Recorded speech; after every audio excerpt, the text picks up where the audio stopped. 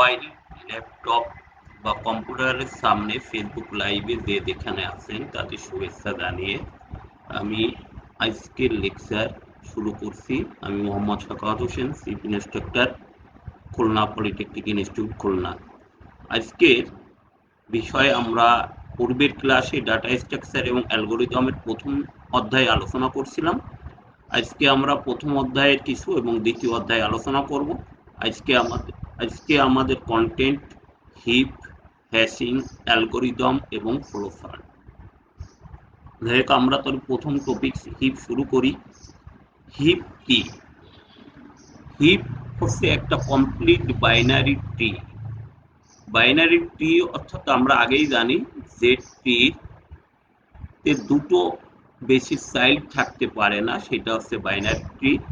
Heap হচ্ছে একটি complete binary tree, যেসব ক্ষেত্রে বৃহত্তম বা ক্ষুদ্রতম মান খুঁজে পাওয়া খুবই দরকার, সেক্ষেত্রে এই হিপ ব্যবহার করা কার্যকরী। এই হিপ দুই টাইপের, একটা ম্যাক্স হিপ এবং মিন হিপ। ম্যাক্স হিপ কি? ম্যাক্স হিপ হচ্ছে এটি একটা কমপ্লিট বাইনারি ট্রি যেখানে প্রত্যেক নোডের মান তার চাইল্ড নোডের মানের চেয়ে বড় বা সমান থাকে। অর্থাৎ মূল যে রুটটা তার চাইল্ড রুটের চেয়ে অবশ্যই তার মানটা বড় বা সমান থাকতে পারে, কিন্তু কোনো অবস্থাতেই চাইল্ড নোডের চেয়ে ছোট থাকতে পারবে না। ম্যাক্স হিপকে এই জন্য আমরা ডিসেন্ডিং হিপ বলি, কারণ এইটা নাম্বার বড় থেকে শুরু করে আস্তে আস্তে ছোটর দিকে যায়। আমরা এখানে চিত্রে দেখানোর চেষ্টা করছি যে রুট অর্থাৎ 90, তারপরের যে চাইল্ডগুলোর মান অবশ্যই 90 থেকে 16 থাকবে, যেমন 89, এবং এর পাশে আছে রাইট চাইল্ড আছে 70, এবং 70-এর শেষ তার চাইল্ডগুলো ওই 70 থেকে আবার 16 থাকবে। ঠিক একইভাবে 89 তার যে চাইল্ডগুলো অবশ্যই তার 89 থেকে ছোট থাকবে, যেমন 36, 75। অর্থাৎ কোনো অবস্থা এখানে একটা দেখার বিষয় যে এই যে রুটটা, আমি যদি এই রুটটা ধরি, এই সাবট্রির এই রুটটা, এই যে 36, এর নিচে কোনো নোডের মানই 36 এর নিচে 36 এর উপরে থাকতে পারবে না। মিন হিপ কি? মিন হিপ হচ্ছে ম্যাক্স হিপের উল্টো। অর্থাৎ এটু একটি কমপ্লিট বাইনারি ট্রি যেখানে প্রত্যেক নোডের মান তার চাইল্ড নোডের মানের চেয়ে ছোট বা সমান থাকে। অর্থাৎ আগে ছিল হচ্ছে রুট প্যারেন্ট রুটের মান তার চাইল্ড নোডের চেয়ে বেশি থাকে, কিন্তু এখানে তা না। এখানে আছে প্যারেন্ট নোডের যে রুটের মানটা অবশ্যই তার চাইল্ড নোডের চেয়ে ছোট থাকবে। সমান থাকতে পারে কিন্তু কোনো অবস্থাতেই বড় থাকবে না, যার দরুন আমরা মেন হিপকে অ্যাসেন্ডিং হিপ বলে থাকি, অর্থাৎ ছোট থেকে বড়। এখানে চিত্রে আমি দেখানোর চেষ্টা করছি রুটের মান 1, তার চাইল্ড নোডের মান নিশ্চয়ই তার থেকে বেশি থাকবে, অর্থাৎ 2, এখানে 3। এবং দেখার বিষয় যে এই প্রতিটা রুটের মান তার নিচে যত মানই আছে তার থেকে কম থাকতে পারবে না, যেমন 2 এর পরে 17, 17-র কম এখানে নিচের কোনো রুটের মান থাকবে না। আমরা এখন এর প্রয়োগটা দেখব, যে তার আগে আমরা জেনে নিই হিপের সুবিধাটা কি। এটি তৈরি ও সংরক্ষণ সহজ, কারণ হিপ হচ্ছে একটা সুষম বাইনারি ট্রি, অর্থাৎ এখানে তার মানসমূহ সবসময় অ্যাসেন্ডিং বা ডিসেন্ডিং অর্ডারে সাজানো থাকে, যার দরুন এটাকে আমরা সুষম বাইনারি ট্রি বলে থাকি। এবং এটি তৈরি ও সংরক্ষণ খুবই সহজ। হিপকে সংরক্ষণ করতে কোনো লিঙ্ক স্টোরেজের প্রয়োজন হয় না, সাধারণ অ্যারে হলেই চলে। আমরা হিপের এই দুটো সুবিধা আমরা জানতে পারলাম। আগেই বলি, আবারও বলি যে এটি তৈরি ও সংরক্ষণ খুবই সহজ, কারণ একটি সুষম বাইনারি ট্রি, আর এটা সংরক্ষণ করার জন্য কোনো লিঙ্ক স্টোরের প্রয়োজন নাই, সাধারণ অ্যারে হলেই চলে। হিপ আমরা কোথায় ব্যবহার করি? দ্রুত যদি কোনো ট্রির বৃহত্তম বা উপাদান যদি আমরা সার্চ করতে চাই, তাহলে আমরা সেক্ষেত্রে হিপ ব্যবহারটা আমাদের জন্য খুবই গুরুত্বপূর্ণ। এবং অ্যাডভান্স ডাটা স্ট্রাকচারে হিপের যথেষ্ট ব্যবহার আছে। অ্যাডভান্স ডাটা স্ট্রাকচার তোমরা বিএসসি বা এমএসসি লেভেলে জানতে পারবা। আমরা এখন একটা হিপ তৈরি করব। আমার কিছু ডাটা এখানে দেখতে পাচ্ছ সবাই, যে 44, 30, 50, 22, 60, 55, 77, 55, এই ডাটাগুলি দিয়ে আমরা একটা হিপ তৈরি করার চেষ্টা করব। আমাদের এখানে দেখো প্রথম যে আইটেমটা আছে 44 কে আমরা 44 রোড হিসেবে আমরা এখানে দেখলাম। এরপরের আইটেম 30, আমরা এখানে মিন হিপ তৈরি করছি। আমরা মিন হিপ তৈরি করছি এই জন্য এখানে দেখা যায়, এখানে যেহেতু 44 প্রথম নোট ছিল, তার 30 নিশ্চয়ই তার লেফটে যাবে। সবসময় মনে রাখতে হবে আগে লেফট সাইডটা পূরণ করতে হবে। এরপরে আইটেম হচ্ছে 50, তাহলে 50 আমাদের আছে, যেহেতু এখন আইটেম প্রিন্ট হয়েছে 50 এবং হচ্ছে তারা 50 এবং তার দুটো নোট 30 ও 44। আমরা যে নোটটা চেঞ্জ হইতে পারে সেটা আমরা একটু ড্যাশ ড্যাশ দিয়ে দেখানো হয়েছে। আমরা এর পরের ইসে দেখি, আইটেম এবার আছে 22, অর্থাৎ এখানে 22 আমার হচ্ছে 30, যেহেতু আমার সবসময় বাম সাইড পূরণ করতে হবে এই জন্য 30-এর নিচে গেছে। এরপরের আইটেম 60, তাহলে 60 এখন রুটে আসছে, রুটে 60 আসার পর আমাদের এখানে দেখো কিভাবে ডিসভার্স হয়েছে, 50টা সরে আসছে, এপাশে 44 আছে এবং 50-এর নিচে 22 এবং 30 আইটেম। এরপর 55 আমাদের সবসময়, সরি আমি ভুল বলছিলাম, আমরা ম্যাক্স হিপ তৈরি করছি। এখানে ম্যাক্স হিপে আইটেম 55, এই জন্য আমাদের 60-এর নিচে 50 এবং 55 আমাদের চলে আসছে হিপগুলো। কারণ আমাদের প্রতিটা যে রুটটা তার মানটা অবশ্যই তার চাইল্ডগুলো থেকে বড় হইতে হবে, সেজন্য 44 দেখো 55 কে স্থান দিতে দেয়, 44 হচ্ছে তার লেফটে চলে আসছে, 55 এর লেফটে চলে আসছে। নেক্সট 77, আইটেম 77, আমরা দেখতে পাচ্ছি 77 সবচেয়ে বড়, অর্থাৎ এর মানটা বড় থাকার জন্য এটা মেন রুটে চলে আসছে এবং রুটে চলে আসার জন্য 60 কে তার স্থান ছেড়ে দিতে হচ্ছে। একইভাবে আমার পরবর্তীতে আইটেম 55 এবং 55 আইটেমটা আমাদের আছে যে আমাদের আছে লেফটে 77 এর লেফটে চলে আসার জন্য 50 কে তার জায়গা ছেড়ে দিতে হচ্ছে এবং এভাবেই টোটাল একটা ম্যাক্স হিপ তৈরি হয়ে গেছে। আমরা প্রত্যেকেই এভাবে বিভিন্ন ডাটা দিয়ে হিপ তৈরিটা প্র্যাকটিস করব এবং একইভাবে মিন হিপও এভাবে আমরা তৈরি করতে পারবো। তোমরা প্রত্যেকেই অবশ্যই বিভিন্ন ডাটা নিয়ে, বইতে বিভিন্ন উদাহরণ দেওয়া আছে, ডাটা নিয়ে তোমরা প্র্যাকটিস করবে এবং পরীক্ষায় এটা আসলেও আসতে পারে। আমরা হিপ অধ্যায় শেষ করছি, এখন আমরা জানবো হ্যাশিং কি। হ্যাশিং এটা এমন একটি সার্চিং পদ্ধতি যাতে ডাটা এলিমেন্টের পারস্পরিক তুলনা ছাড়াই অপেক্ষাকৃত কম সময়ে সার্চ করা যায়। অর্থাৎ আমরা যখন কোনো জিনিস কম্পেয়ার করলে দুটো ডাটার মধ্যে তুলনা করতে করতে আমরা তুলনা করে আমরা সার্চ করে থাকি, কিন্তু হ্যাশিং এটা এমন একটা পদ্ধতি যার কোনো পারস্পরিক তুলনা ছাড়াই অপেক্ষাকৃত কম সময়ে এখানে আমরা ডাটা সার্চ করতে পারি। এই পদ্ধতিতে একটা কি ভ্যালু থাকে এবং সেই কি ভ্যালু জানিয়ে দেয় কোথায় রেকর্ড করতে হবে, আবার সার্চ করতে চাইলে জানিয়ে দেয় কোথায় সার্চ করতে হবে। এই জন্য হ্যাশিং জিনিসটা আমাদের একটু কমপ্লিকেটেড হইলেও এখানে মনে রাখতে হবে এখানে কোনো পারস্পরিক তুলনা ছাড়াই এখানে খুব কম সময়ে সার্চ করা যায়। এখানের মূল ভ্যালু আছে কি ভ্যালু, সেটা জানিয়ে দেয় আমাদের কোন রেকর্ড সার্চ করতে হবে, আবার সার্চ করতে চাইলেও জানিয়ে দেয় যে কোথায় সার্চ করতে হবে। হ্যাশিং এর সম্পর্কে জানতে গেলে আমাদের হ্যাশিং টেবিল তা আগে জানতে হবে। হ্যাশিং সম্পন্ন করার জন্য হ্যাশিং টেবিল গঠন করা হয়। হ্যাশিং টেবিল তাহলে কি জিনিস? হ্যাশিং টেবিল বলতে হ্যাশ অ্যাড্রেস সমৃদ্ধ একটা অ্যারেকে বোঝায়, যা প্রধানত দক্ষতার সাথে এক বা একাধিক রেকর্ড কিংবা ফাইল সংরক্ষণের জন্য ব্যবহৃত হয়। আমি আবারও বলি, হ্যাশিং টেবিল বলতে হ্যাশিং অ্যাড্রেস সমৃদ্ধ একটা অ্যারে, যা দক্ষতার সাথে এক বা একাধিক রেকর্ড বা ফাইল সংরক্ষণের জন্য ব্যবহৃত হয়। হ্যাশ টেবিলে কয়েকটি কি থাকে, যাদের ইন্ডেক্স ফাংশনের সাহায্যে একটি অ্যারের মধ্যে অনুরূপ লোকেশন ম্যাপিং করা হয়।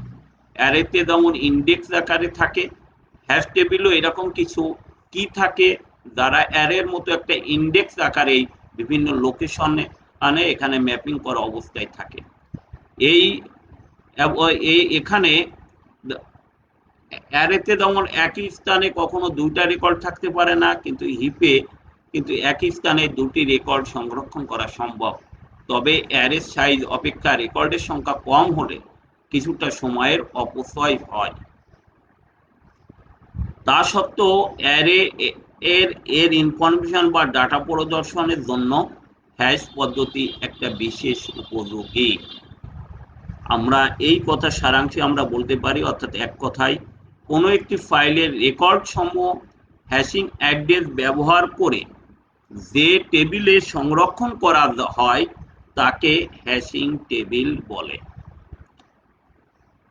আবারও রিপিট করি, কোনো একটা ফাইলের রেকর্ড সমূহকে হ্যাশিং অ্যাড্রেস ব্যবহার করে যে টেবিলে সংরক্ষণ করা হয় তাকে হ্যাশিং টেবিল বলে।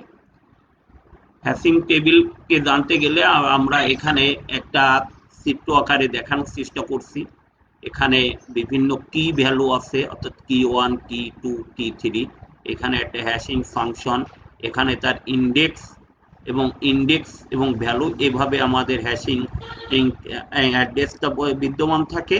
এখানে কিছু হ্যাশিং ফাংশন দেখানো হয়েছে 120, 270, 42, 80।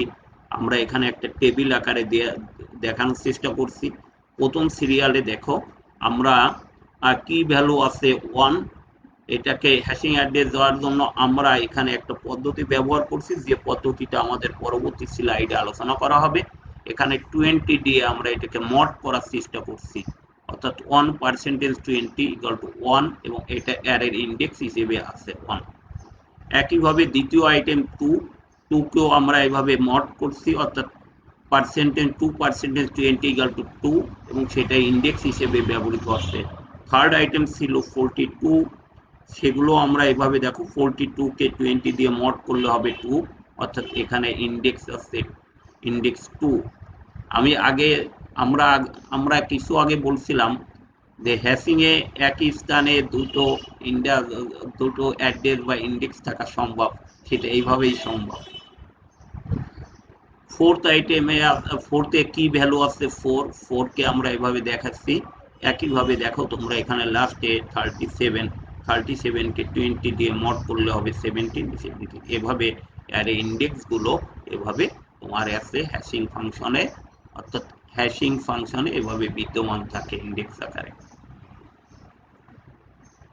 হ্যাশিং টেবিলের সুবিধাটা কি? সুবিধা, রেকর্ড সার্চিং এ অনেক কম সময় লাগে, এতে মেমোরি অপচয় হ্রাস পায়, এতে কি এর পারস্পরিক তুলনা এড়ানো যায়, অর্থাৎ আমরা যে একটা কি থেকে আরেকটা কির যে পারস্পরিক তুলনা এড়িয়ে দেওয়া সম্ভব, এবং দক্ষতার সাথে মেমোরি ফাইল সংরক্ষণ করা যায়। আমরা এখন হ্যাশিং কি এটা আমরা পড়ছি, হ্যাশিং টেবিল কি তাও আমরা জানলাম। উদাহরণ হিসেবে আমরা দেখানো হয়েছে তোমাদের কিভাবে গুলো অ্যারে ইন্ডেক্স আকারে মেমোরিতে বিদ্যমান থাকে।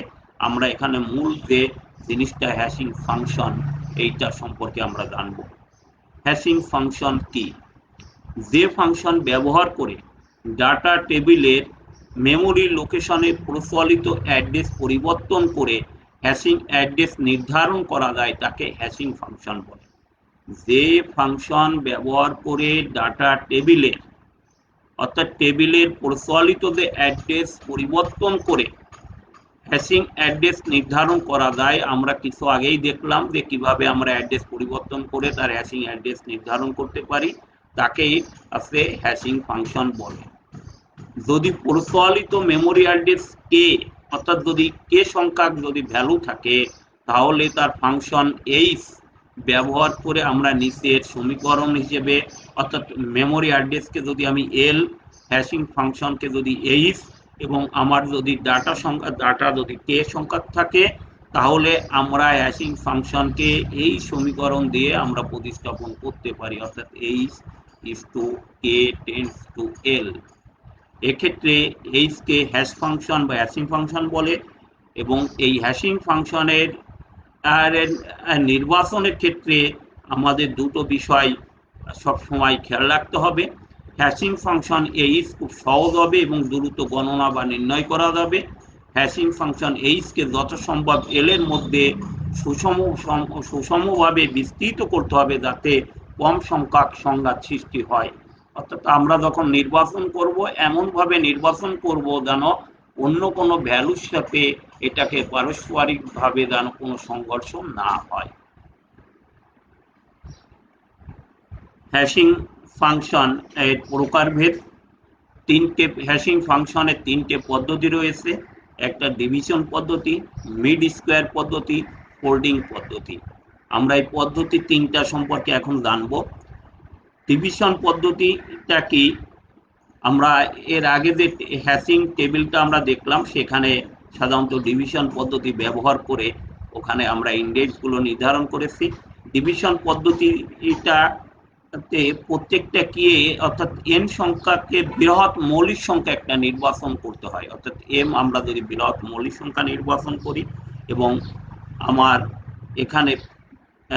এখানে তাহলে আমরা ডিভিশন পদ্ধতিতে হ্যাশিং ফাংশনকে আমরা নিম্নলিখিতভাবে সংজ্ঞায়িত করতে পারি, অর্থাৎ যে H K equal to K mod M অথবা H K equal to K mod M plus 1। আমরা দুটো যে কোনোটা ব্যবহার করতে পারি।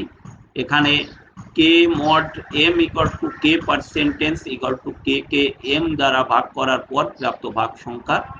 আর যদি আমরা হ্যাশিং পদ্ধতি যদি ইন্ডেক্সকে যদি 0 থেকে শুরু না করে যদি 1 থেকে শুরু করি, তাহলে আমরা দ্বিতীয় সমীকরণ ব্যবহার করব। আর যদি আমরা ইন্ডেক্স 0 থেকে ব্যবহার করতে চাই, তাহলে 1 নম্বর সমীকরণ ব্যবহার করব। আমরা এর পরবর্তীতে উদাহরণ আকারে আমরা এই বিষয়টা দেখব, তোমরা সেক্ষেত্রে হয়তো আরো ক্লিয়ার হবে। মিড স্কোয়ার পদ্ধতি। এই পদ্ধতিতে অর্থাৎ যে কে কে কি ভ্যালু কে কে বর্গ করে আছে হ্যাশিং ফাংশন এইচ নির্ণয় করা হয়। অর্থাৎ এইচ কে ইকুয়াল টু এল, যেখানে এল হচ্ছে কে স্কেলের উভয় প্রান্ত থেকে এলিমেন্টের নির্দিষ্ট সংখ্যা ডিজিট বাদ দেওয়ার পরে প্রাপ্ত সংখ্যা। এক্ষেত্রে সমস্ত কি এর জন্য কে স্কেলের পজিশন একই হবে। তোমরা এখন এই সমীকরণটা একটু দেখে রাখো। এখানে কি ভ্যালু কে কে বর্গ করে তার থেকে নির্দিষ্ট দুটো ডিজিট বা নির্দিষ্ট সংখ্যক ডিজিটকে বাদ দিয়ে প্রাপ্ত যে সংখ্যাটা থাকে সেটা হ্যাশিং অ্যাড্রেস হিসেবে ব্যবহৃত হয়। আমরা পরবর্তীতে উদাহরণ যখন দেখাবো তখন তোমরা আরো ক্লিয়ার হবে। ফোল্ডিং পদ্ধতি কি? ফোল্ডিং পদ্ধতি, এই পদ্ধতিতে কে কি কে অর্থাৎ K1, K2, Kr ইত্যাদি অনেকগুলো ছোট ছোট অংশে এমনভাবে বিভক্ত করা হয় যাতে শেষাক্ষরটি বাদে অন্যান্য কি সমূহ সমান সংখ্যক ডিজিট নিয়ে প্রয়োজনীয় মেমোরি অ্যাড্রেস নির্দেশ করে। অতঃপর লাস্ট ক্যারিকে উপেক্ষা করে সমস্ত অংশকে একত্রে যোগের মাধ্যমে হ্যাশিং ফাংশন এইচ নির্ণয় করা হয়। অর্থাৎ hashing function H K equal two K1, K2, Kr। এখানে কখনো এক্সট্রা মিলিং এর জন্য জোড় সংখ্যা কি, অর্থাৎ K2, K4 এভাবেও আমরা এখানে ডিজিটকে যোগের পূর্বে উল্টিয়ে দিয়েও আমরা হ্যাশিং ফাংশন নির্ধারণ করতে পারি। আমরা হ্যাশিং এর যে তিনটে পদ্ধতি বললাম, তিনটে পদ্ধতি তোমরা অনেকেই ক্লিয়ার হওনি, তবে এখন যে একটা উদাহরণ আমি দেখাচ্ছি, এই উদাহরণে তোমরা প্রত্যেকেই লক্ষ্য করবা, তাহলে অবশ্যই ক্লিয়ার হবা। এখানে আমি একটা সমস্যা লিখছি।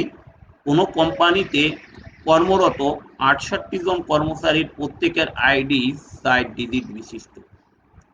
তাদের অন্যতম 3 জনের আইডি 32057148 এবং 2345 এবং এদের সংরক্ষণের জন্য 100টি 2 ডিজিট সম্বলিত এল লোকেশনের মেমোরি ব্যবহার করা হচ্ছে। দেখো আমি বলছি 68 জন কর্মচারীর প্রত্যেকের আইডি নাম্বার 4 ডিজিট বিশিষ্ট, অর্থাৎ 4 ডিজিট এখানে দেখতেই পারছো 32057148 এবং 2345 এবং এদের সংরক্ষণের জন্য 100টি 2 ডিজিট সম্বলিত, অর্থাৎ আমরা যেমন অ্যারেতে একটা সাইজ দিয়ে থাকি, এখানেও ঠিক হ্যাশিং ফাংশনে সে সাইজটা বলছে 100 সাইজ এবং প্রত্যেকের অ্যাড্রেসটা থাকবে 2 ডিজিটের এবং সেই লোকেশনটা অর্থাৎ এল লোকেশনের মেমোরি এখানে ব্যবহার করা হচ্ছে। এমন অবস্থায় এর যে 3টে পদ্ধতি অর্থাৎ ডিভিশন পদ্ধতি, মিড স্কয়ার পদ্ধতি, ফোল্ডিং পদ্ধতিতে আমার হ্যাশ অ্যাড্রেস নির্ণয় করতে হবে। আমরা এখানে আবারও একটু দেখার বিষয়, আইডি 3টে আমরা একটু দেখব এবং এখানে 100টি 2 ডিজিট সম্বলিত অর্থাৎ লোকেশন আমরা ব্যবহার করব। এখন দেখা যাক সমাধান আমরা করি। মনে করি প্রদত্ত আইডি সংরক্ষণের জন্য ব্যবহৃত মেমোরি লোকেশন 2 ডিজিটের অ্যাড্রেস থাকবে অর্থাৎ 00, 01, 02 এভাবে 99 এবং প্রত্যেক কর্মচারী হ্যাশ অ্যাড্রেস নিরূপণের জন্য আমরা হ্যাশ ফাংশন ব্যবহার করব।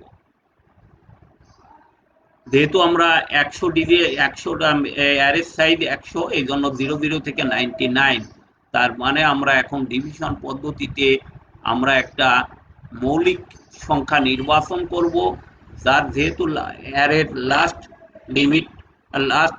লোকেশন 99, এই জন্য 99 এর নিকটবর্তী আমরা একটা মৌলিক সংখ্যা m নির্বাচন করব। আমরা জানি 99 এর নিকটবর্তী মৌলিক সংখ্যা হলো 97, এজন্য m এর মান আমরা 97 ধরব। এখন h কে আমরা ডিভিশন পদ্ধতিতে দুইটা সূত্র ছিল, একটা হচ্ছে h কে equal two k percentage m আর একটা ছিল h কে equal two k percentage m plus 1, অর্থাৎ 0 থেকে শুরু করলে আমরা প্রথম সূত্র ব্যবহার করব এবং দ্বিতীয় আমরা ইন্ডেক্স যদি 1 থেকে শুরু করি তাহলে আমরা দ্বিতীয় সূত্র ব্যবহার করব বলেছিলাম। এখন খেয়াল করে দেখো যে h3205 কে যদি 97 দিয়ে আমি মড করি এই সূত্র, অর্থাৎ k এর মান 3205 টাইপ পার্সেন্টেজ m অর্থাৎ 97, এই সূত্র অনুসারে মড করলে আমরা এখানে পাবো 4, এক্ষেত্রে পাবো 67, এক্ষেত্রে পাবো তৃতীয় ক্ষেত্রে পাবো 17, অর্থাৎ এখন তাহলে আমার হ্যাশিং অ্যাড্রেস হবে 46717। আর যদি আমরা এটাকে যদি 1 থেকে শুরু করি তাহলে এই হ্যাশিং অ্যাড্রেস এই মড বের করে তার সাথে 1 যোগ করতে হবে, অর্থাৎ 4 যোগ 1 ইকুয়াল টু 5, 67 যোগ 1 ইকুয়াল টু 68 এবং 17 যোগ 1 ইকুয়াল টু 18। প্রত্যেকেই তোমরা ক্যালকুলেটর বা তোমরা এই ব্যবহার করে দেখো, এখানে 3205 কে যদি 97 দিয়ে যদি মড করি অর্থাৎ ভাগফলের শেষে যে ভাগশেষ থাকবে সেটা করলে থাকবে 4, একইভাবে 67 এবং 17 এবং এইগুলোই আমার হ্যাশিং ফাংশন হিসেবে অর্থাৎ হ্যাশিং অ্যাড্রেস হিসেবে ব্যবহৃত হবে। নেক্সট আমরা মিড স্কয়ার পদ্ধতিতে আমরা বলছিলাম যে হ্যাশিং ফাংশনকে অর্থাৎ এখানে যে আইডি গুলোকে আমরা বর্গ করতে হবে। বর্গ অর্থাৎ 3205 কে যদি আমরা বর্গ করি তাহলে এই ভ্যালু পাবো, 7148 কে আমরা বর্গ করলে এই ভ্যালুটা পাচ্ছি এবং 2345 কে বর্গ করলে এই ভ্যালুটা আমরা পাচ্ছি। এখান থেকে আমাদের নির্দিষ্ট সংখ্যক ডিজিটকে বাদ দিয়ে অবশিষ্ট ডিজিটটা আমরা কাউন্ট করব। তা আমরা এখানে ডান দিক থেকে চতুর্থ এবং পঞ্চম ডিজিটটাকে আমরা হ্যাশিং অ্যাড্রেস হিসেবে আমরা ধরে নিচ্ছি। তোমরা যে কোনো 2 ডিজিট তোমরা কাউন্ট করতে পারো, যে কোনো দিক থেকেই তোমরা কাউন্ট করতে পারো, তবে মাঝখানের ডিজিটগুলো কাউন্ট করলে ভালো হয়। যেমন আমরা এখান থেকে ডান দিক থেকে যদি ধরি 1 2 3 4 অর্থাৎ 72, এখানে এই এটা আমরা হ্যাশিং অ্যাড্রেস হিসেবে কাউন্ট করছি। তোমরা তোমাদের ইচ্ছা মতন যে কোনো জায়গা থেকে 2 ডিজিট রাখতে পারো, তবে অবশ্যই মনে রাখতে হবে যে যেখানে যেভাবেই তুমি এই ইন্ডেক্সগুলো রাখো না কেন সেটা সব ক্ষেত্রেই একই হতে হবে। অর্থাৎ যেমন এখানে যেমন আমরা চতুর্থ পঞ্চম ডিজিট রাখছি ডাইন দিক থেকে, তার মানে এখানেও আমরা চতুর্থ পঞ্চম ডিজিট রাখবো, যেমন 93, এখানে যেমন 99 চতুর্থ পঞ্চম ডিজিট থেকে। আমরা বাঁ দিক থেকে কেন রাখি নাই, তোমাদের কাছে প্রশ্ন হতে পারে। বাঁ দিক থেকে রাখি নাই কারণ বাঁ দিক থেকে অনেক সময় দেখো এখানে কিন্তু এখানে 60 ডিজিট, এখানে 8 ডিজিট, এখানে 8 ডিজিট, এজন্য ডাইন দিক থেকে রাখলে আমাদের ডিজিট সংখ্যা ঠিক থাকবে, এজন্য আমরা ডাইন দিক থেকে রাখার চেষ্টা করছি। তাহলে আমার মনে হয় তোমরা এখন এই উদাহরণ সাহায্যে মনে হয় অনেকটা ক্লিয়ার হচ্ছে। Next folding method. ফোল্ডিং মেথডটাকে আমরা আগেই বলছি, এই ফোল্ডিং মেথডটাকে লাস্ট ডিজিট সমূহকে যোগ করে হ্যাশিং অ্যাড্রেস নির্ধারণ করা হয়। এখানে কি ভ্যালুকে, অর্থাৎ এই প্রতিটা ভ্যালুকে দুটো ভাগে ভাগ করা হয়। যেহেতু এখানে প্রতিটা আইডি আছে 4 ডিজিটের, এজন্য আমরা দুটো 2 ভাগে ভাগ করেছি, অর্থাৎ 2 দুগুণে 4, দুটো করে অ্যাড্রেস ভাগ করছি। যেমন 3205, তাহলে আমরা প্রথমটা 3205 এই দুগুলোকে ভাগ করে যোগ করছি। এখানে 7148 যোগ করলে 119, কিন্তু 119কে আমরা যেহেতু 2 ডিজিট রাখবো সেই জন্য আমরা অনলি 19 রাখছি, অর্থাৎ 119-এর 1 বাদ দিয়ে দিছি। এখানে 2345 অর্থাৎ আর 68, যদি আমরা যেহেতু 2 ডিজিট রাখতে চাচ্ছি এজন্য আমরা বাদ দিছি। যোগ করে যদি 100-এর উপরে হয় তাহলে আমরা লাস্ট 2 ডিজিট আমরা রাখবো, এখানে অলরেডি এখানে বলাই হয়েছে। আর যদি এদেরকে আবার উল্টে দিয়েও আমরা হ্যাশিং অ্যাড্রেস ব্যবহার করতে পারি, যদি উল্টিয়ে দিয়ে, অর্থাৎ প্রথম 2 ডিজিট ঠিক রাখছি, পরের 2 ডিজিটকে আমরা উল্টিয়ে দিছি, যেমন 32 ঠিক রাখছি, লাস্ট ডিজিট 05টাকে উল্টালে হয় 50, সেই জন্য 50 রাখছি। একইভাবে 848টাকে উল্টিয়ে দিয়ে 84, আর এখানে 2345 তাকে উল্টিয়ে দিয়ে 54। এখানে 155, অর্থাৎ তোমরা এখানে 1 বাদ দিতে পারবা যখন তুমি হ্যাশিং অ্যাড্রেসটাই করবা, ইচ্ছে করলে 1 বাদ দিয়ে, আমি বাদ দিয়ে দেখাইতে পারতাম, কিন্তু যে এখানে দেখাইছি যে যোগ করলে এই হয়, কিন্তু এর পরবর্তী আমরা যখন হ্যাশিং অ্যাড্রেসটা বলবো তখন আমরা বলবো 82 55 77। যাই হোক আমার ছাত্রছাত্রীরা, মনে হয় তোমরা হ্যাশিং কিভাবে বের করে হ্যাশিং পদ্ধতি সম্পর্কে মনে হয় জানতে পারবা। যতখানি আমি চেষ্টা করছি তোমাদেরকে বোঝানোর। যদি কারোর আরো কোনো সমস্যা থাকে তাহলে তোমরা কমেন্ট করবে, আমি সেই বিষয়টা সামনের লেকচারগুলোতে এটা আবার আলোচনা করব। আমরা এবার আসি দ্বিতীয় চ্যাপ্টার, অর্থাৎ অ্যালগরিদম। আমাদের সাবজেক্টের নামই ছিল ডাটা স্ট্রাকচার অ্যান্ড অ্যালগরিদম। আমরা আমরা আমরা অলরেডি ডাটা স্ট্রাকচার সম্পর্কে আমরা মোটামুটি ধারণা আছে। এখন অ্যালগরিদম কি তোমরা প্রত্যেকেই জানো।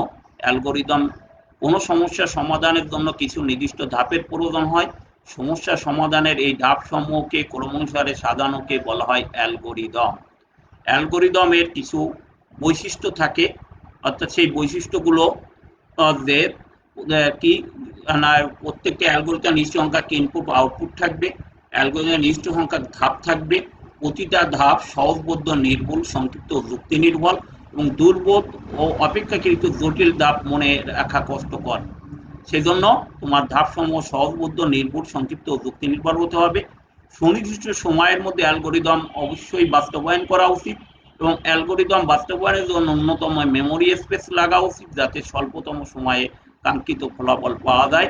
প্রতিটা অ্যালগরিদম এর সমাপ্তি টানতে হবে, প্রোগ্রামের সমাপ্তি টানতে হবে। এবং অ্যালগরিদমের সাথে সংশ্লিষ্ট দুটো জিনিস আছে, একটা আছে সিডোকোড, অর্থাৎ অ্যালগরিদমের লিখিত, সংক্ষিপ্ত, সহজ নির্দেশমালাকে বলা হয় সিডোকোড।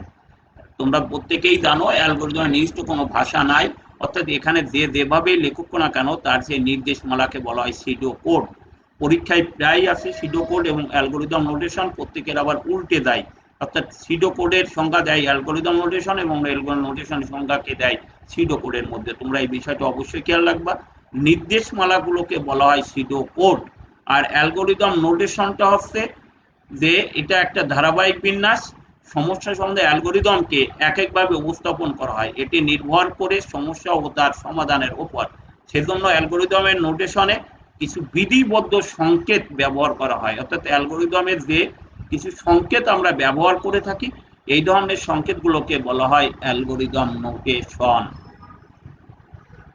অ্যালগোরিদম সাধারণত দুটো বিষয়ের উপর নির্ভর করে, একটা হচ্ছে রানিং টাইম এবং মেমোরি স্পেস।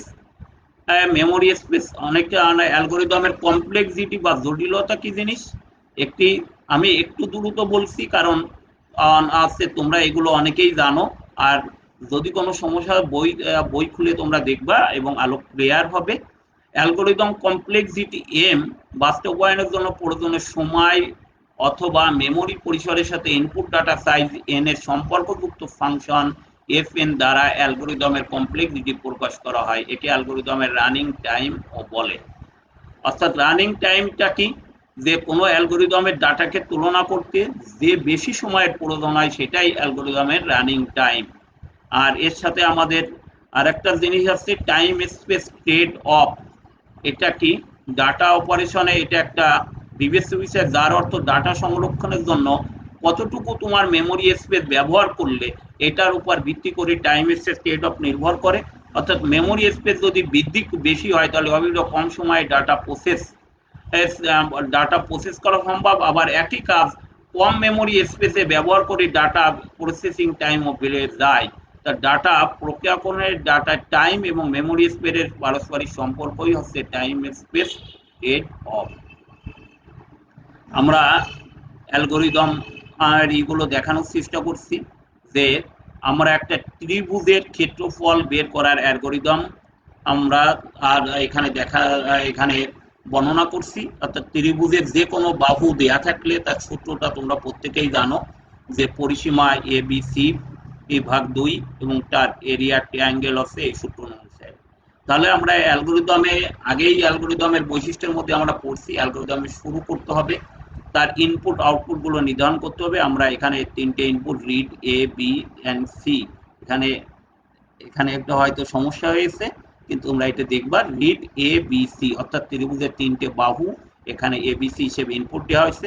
এখন এই ত্রিভুজ গঠন করা সম্ভব কিনা এই জন্য এখানে কম্পেয়ার করতে হচ্ছে। অর্থাৎ ইফ এ, আমরা জানি ত্রিভুজের যে কোনো দুই বাহু তৃতীয় অপেক্ষা বৃহত্তর, অর্থাৎ এই জন্য আমরা এখানে কম্পেয়ার করতে হবে যে এই বাহুগুলো আমরা যে ইনপুট দিচ্ছি এই বাহু দ্বারা ত্রিভুজ গঠন সম্ভব কিনা। if a plus b greater than c and b plus c greater than a and c plus a greater than b, then পরিসীমা আমরা বের করেছি এবং একইভাবে ক্ষেত্রফল বের করেছি এবং এই ক্ষেত্রফলটাকে আমরা ভ্যালু হিসেবে আমরা এখানে আউটপুট হিসেবে নেব।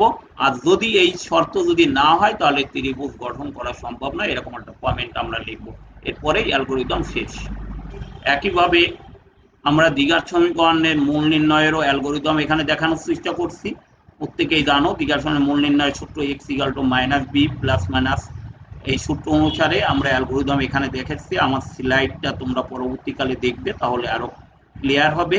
এখানেও ইনপুট এবিসি, তারপরে আমরা এখানে নিশ্চয় ডির মানটা ক্যালকুলেট করছি। যদি ডির মান 0 চেয়ে বড় হয় তাহলে বাস্তব মান বেরোবে, সেক্ষেত্রে x1 আর x2 বের করবে এবং সেই x1 x2 এর মান আবার প্রিন্ট করবে। যদি ডির মান সমান হয় তাহলে মূলগুলো সমান হবে, সেক্ষেত্রে x এর মান হবে -b/2ic এবং সেই ভ্যালুটা আমরা এখানে বের করব। আর যদি ডি যদি 0 থেকে ছোট হয় অর্থাৎ অবাস্তব হয় মূলগুলো, তাহলে সেক্ষেত্রে আমাদের মেসেজ আসবে রুটস আর কমপ্লেক্স অর ইমাজিনারি এবং লাস্টে শেষ। আমরা এরপরে ফ্লোচার্ট, অর্থাৎ অ্যালগোরিদমকে যদি চিত্রভিত্তিক যদি আমরা উপস্থাপন করতে পারি তখন তাকে আমরা ফ্লোচার্ট বলি। এবং ফ্লোচার্ট হচ্ছে বিশেষ করে প্রোগ্রামের ক্ষেত্রে আমাদের খুব গুরুত্বপূর্ণ। অর্থাৎ এখানে ফ্লোচার্টে কিছু বেসিক সিম্বল ব্যবহৃত হয়, সেটা আমি তোমায় দেখাচ্ছি। যদি এখানে আছে প্রথমে যে ওভাল, এটা কোনো অ্যালগোরিদমের শুরু বা শেষে এটা ব্যবহার করা হয়। অ্যারো সাইন অর্থাৎ কোনো প্রবাহ করলে আমরা অ্যারো চিহ্ন ব্যবহার করি। আর যদি আমরা ইনপুট আউটপুটের ক্ষেত্রে আমরা এই রেক্টাঙ্গুলার এই চতুর্ভুজটা আমরা ব্যবহার করে থাকি, এবং প্রসেসের ক্ষেত্রে রেক্টাঙ্গুলার ব্যবহার করে থাকি যে কোনো অপারেশন করতে গেলে। আর এখানে ডায়মন্ড চিহ্নটা কোনো ডিসিশনের ক্ষেত্রে আমরা ব্যবহার করে থাকি। আমরা এখানে একটা অ্যালগোরিদম ফ্লোচার্ট আকার ব্যবস্থা দেখিয়েছি, অর্থাৎ ত্রিভুজের ওই ক্ষেত্রফলে দেখো প্রথমে আমরা শুরু করেছিলাম সেটা স্টার্ট, তারপরে তার ইনপুটগুলো নিচ্ছি, এখানে কম্পেয়ারগুলো করছি। যদি এটা ইয়েস হয় তাহলে এক্ষেত্রে যাবে, যদি নো হয় তাহলে লিখবে অ্যাঙ্গেল ইজ নট পসিবল, যদি নো হয় তাহলে নট পসিবল লিখবে, ইয়েস হলে পরিসীমা এবং ক্ষেত্রফলের মান বেরোবে, সেটা প্রিন্ট দেবে, এবং এই দুটাকে সংযোগ করে লাস্টে আমরা এখানে শেষ করছি। এখানে ওই অ্যালগোরিদমের চিত্রভিত্তিক এখানে উপস্থাপন করা হয়েছে ফ্লোচার্টে। নেক্সট লাস্ট স্লাইড, অর্থাৎ প্রোগ্রাম প্ল্যানিং এর ক্ষেত্রে আমরা যে কোনো প্রোগ্রাম করার ক্ষেত্রে আমরা কিছু স্টেপ ব্যবহার করে থাকি। প্রথমত প্রবলেম ডেফিনেশন এবং অ্যানালাইসিস, আমরা ইনপুট এবং আউটপুট প্রোগ্রামের নির্ণয় করা হয়, তারপরে অ্যালগোরিদম এবং ফ্লোচার্টের উন্নয়ন করে থাকি, প্রোগ্রাম কোডিং এবং কম্পাইলেশন, অর্থাৎ প্রোগ্রামকে কোন ভাষায় লিখব এবং সেগুলোকে আমরা আবার কম্পাইল করব বা রান করব, তারপরে সেই প্রোগ্রামের ফলাফলগুলোকে টেস্টিং করব, যদি ফলাফলের সমস্যা থাকে তাহলে প্রোগ্রামকে আবার ডিবাগ করব, অর্থাৎ আবার শুরু থেকে আমরা টেস্ট করতে করতে আসবো, এবং লাস্টে আসছে প্রোগ্রাম ডকুমেন্টেশন এবং মেইনটেনেন্স। এ সম্পর্কে তোমাদের বইতে প্রত্যেকটা সম্পর্কে আলোচনা করা আছে, আমি জাস্ট স্টেপগুলো লিখছি। তবে এখানে প্রত্যেকেই খেয়াল করবে যেন এই স্টেপগুলো ধারাবাহিকভাবে যেন থাকে। তুমি 6 নম্বর স্টেপকে 3 নম্বরে লিখতে বা 3 নম্বর স্টেপকে 6 নম্বরে লিখলে কিন্তু প্রোগ্রাম প্ল্যানিং হবে না। প্রত্যেকে এই বিষয়টা ভালো করে বই থেকে স্টাডি করবে। আমি জাস্ট তোমাদের একটা ধারণা দেওয়ার চেষ্টা করছি। আমার পরবর্তী লেকচার থাকবে লিনিয়ার অ্যারে, অর্থাৎ তৃতীয় চ্যাপ্টার আমরা নেক্সট সপ্তাহে আলোচনা করব। প্রত্যেকে ভালো থেকো, সুন্দর থেকো, এই কামনা করে একটু সময় বেশি নিয়েছি, এজন্য আমি ক্ষমা চাচ্ছি। প্রত্যেককে ধন্যবাদ জানিয়ে আমি আজকের লেকচার এখানে শেষ করছি।